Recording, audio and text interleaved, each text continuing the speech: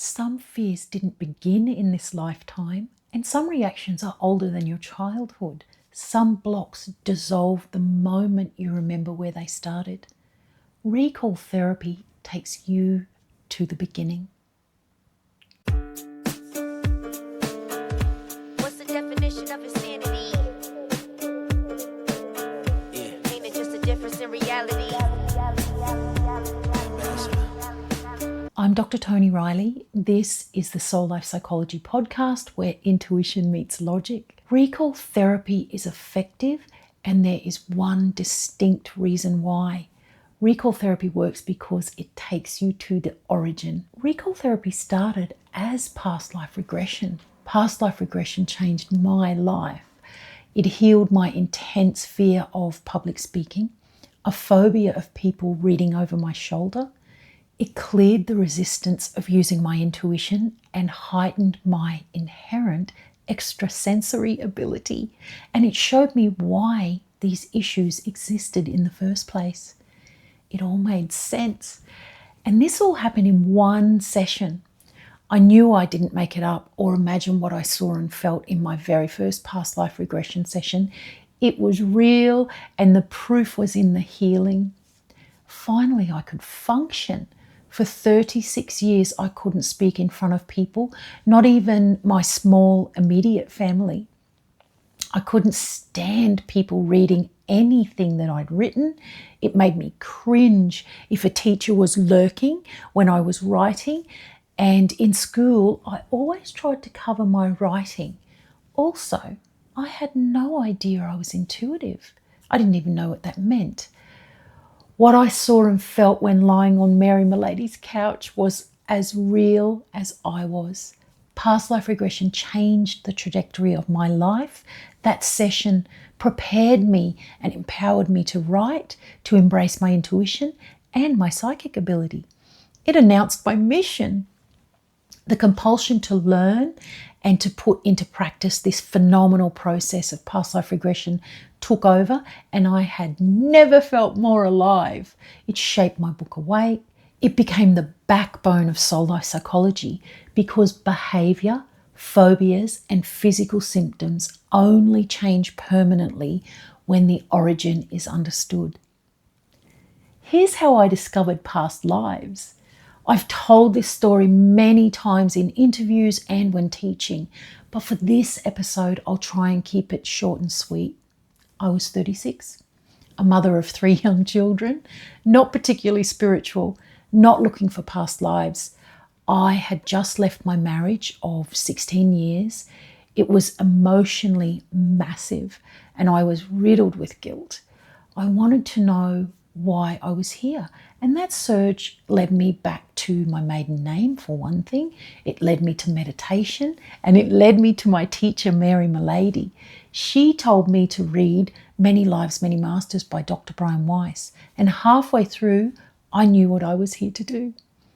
It was recognition. I was remembering a stage of my life's agreed blueprint. At the same time, meditation revealed something confronting. I was insecure. My self-worth was low. I had emotional bruising that I had never acknowledged. I didn't even know what insecurity was. It shocked me. I needed to understand why I was only becoming aware of this at 36. Mary regressed me. She said usually we search for issues to heal, so I asked 3 questions. Why don't I know I am intuitive until I'm in my mid-30s? Why did I always cover my writing? And why am I terrified of speaking in front of people? I lay on her couch and I could see myself in another lifetime. I saw myself as a teenage girl in Scotland in the 1700s. My mother had died. My father worked away. People came to me for healing. I worked with plants. I placed my hands on them. I could feel their energy. My little brother spoke about it. I was accused of being a witch, and I saw the wooden platform in the town square. The crowd jeered with hatred. I was about to be hung. And someone gestured with their eyes for me to run, and I ran. I did die not long after, but that life explained why I was afraid to use my intuition in this one. The second life that I saw in that session was in Van Diemen's Land. That's what Tasmania was called originally. Anyway, I was a respected man, a writer. I was a revered figure in the community. I documented visions and predictions. I warned the town of a storm. They found my journals. They locked me up. I died not only unheard, but totally misunderstood. And that life explained why I covered my writing and why public speaking terrified me. Those fears didn't come from my childhood. They came from continued consciousness. After that session, the fear was gone. I stopped hiding. I started writing publicly. I started speaking. My behavior changed because I understood the origin of the fear. So what recall therapy does is it accesses stored memory. Memory is not only in the brain, it's in the psyche, it's in the body, it's in our energetic field. And your soul history is also stored. When a memory remains unresolved, behavior forms around it. That behavior becomes default. You might call it personality. You might say it's anxiety. You might call it trauma. And you might even say, it's just the way that I am. You do that because you don't know any different. When something doesn't make sense, you learn to live with it. When the original incident is accessed, the emotional charge, physical symptoms, or behavior dissolves because now you know what caused it. You understand not only the initial cause, but why it happened. Your soul knows which memory or memories cause the symptoms. In recall therapy, you're taken there to heal for good. Let's talk about skepticism. Some people are skeptical of past lives. Skepticism is healthy. In fact, anything that challenges your understanding of reality deserves examination, but it becomes limiting when it overlooks direct experience. At that point, you're no longer skeptical, you're a cynic, convinced you're right without having the experience yourself and unwilling to accept that others have. Recall therapy is nothing to do with belief. Belief is a human faculty. Recall transcends all aspects of the human experience. That's why it's more powerful than any other healing process. The one distinct difference is communicating directly with the person's soul. Their soul knows every detail of this life that you're living now, and not just this one, every incarnation you've ever had. Recall therapy is about observing what happens when memories beyond this lifetime are accessed. When behavior changes, something real has occurred. When a lifelong fear dissolves, when guilt lifts, when grief eases, when a physical symptom disappears, we pay attention. You don't need to believe in continued consciousness to experience it. Skepticism is healthy. Avoidance, disguised as logic, is just protection. Patterns do repeat, themes repeat, soul groups repeat. Repetition becomes evidence. Reincarnation is the continuation of consciousness. Consciousness is constant. It's omnipresent. It continues beyond the human experience. You come into the human experience to experience contrast. Just as your childhood continues into your adulthood, other lifetimes continue into this life. To an extent, you carry emotional memory. Sometimes you carry unfinished themes. It's a bit like to be continued in the next life. Sometimes you repeat the same theme again and again. You can even carry strengths that you've already established into this life. Consciousness explains depth. It answers questions for those who are soul searching or inherently curious about existence. Without consciousness, life can feel random. With consciousness, life makes sense. There is a blueprint to life here at the School of Life. Every incarnation is purposeful and outlined with precise detail. It's like a thread weaving the fabric of your life and soul history. Recall therapy allows you to access those threads. When you see this clearly, your life makes sense. Life map makes your behavior make sense. Recall makes your soul history make sense. And recall translates your soul history so that you understand why you are here now. Let's talk about another transcendent space, home. Recall evolved beyond past life regression. It moved into what I call home. Home is beyond the between life space.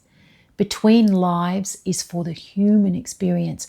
It's a way to help people make peace with their lives. Life between lives was documented by Michael Newton so that people could relate to their lives in a familiar, hierarchical way.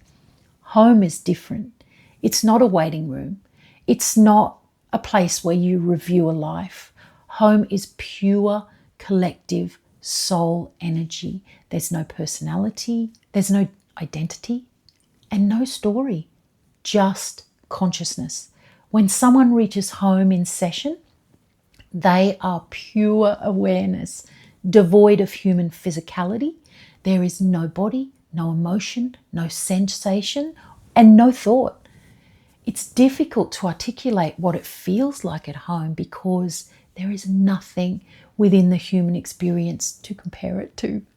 At home, everything becomes clear.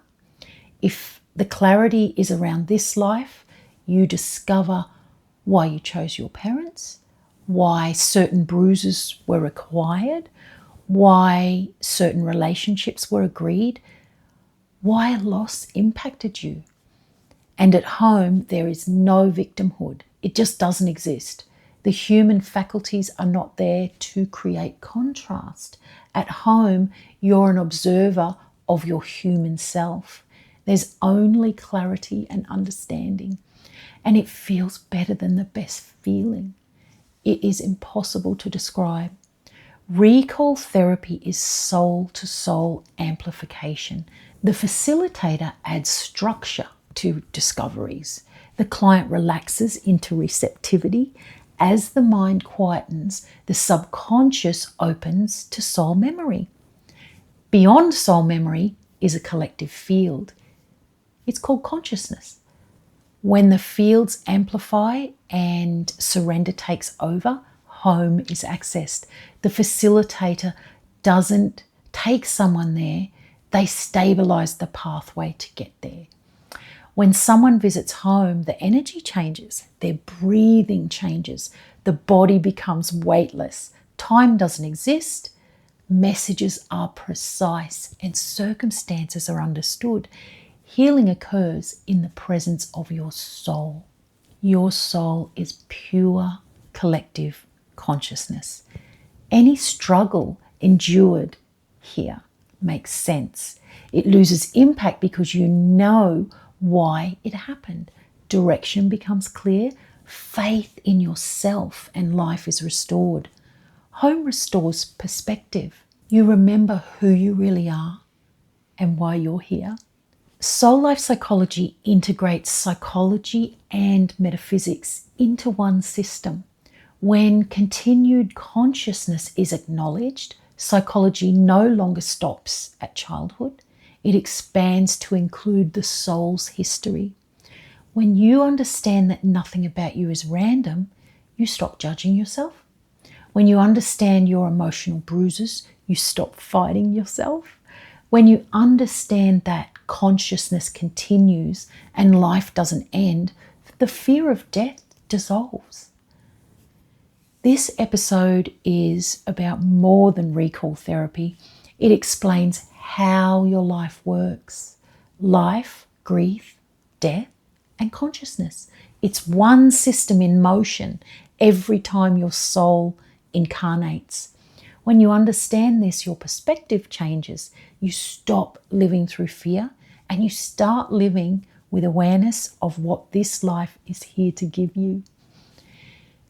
If you have questions, want to share a story, or you feel ready to explore recall therapy further, use the form in the show notes. Thank you for being here. Join me in the next episode where we explore reconnection and the circle of life. Awareness is the ultimate activism.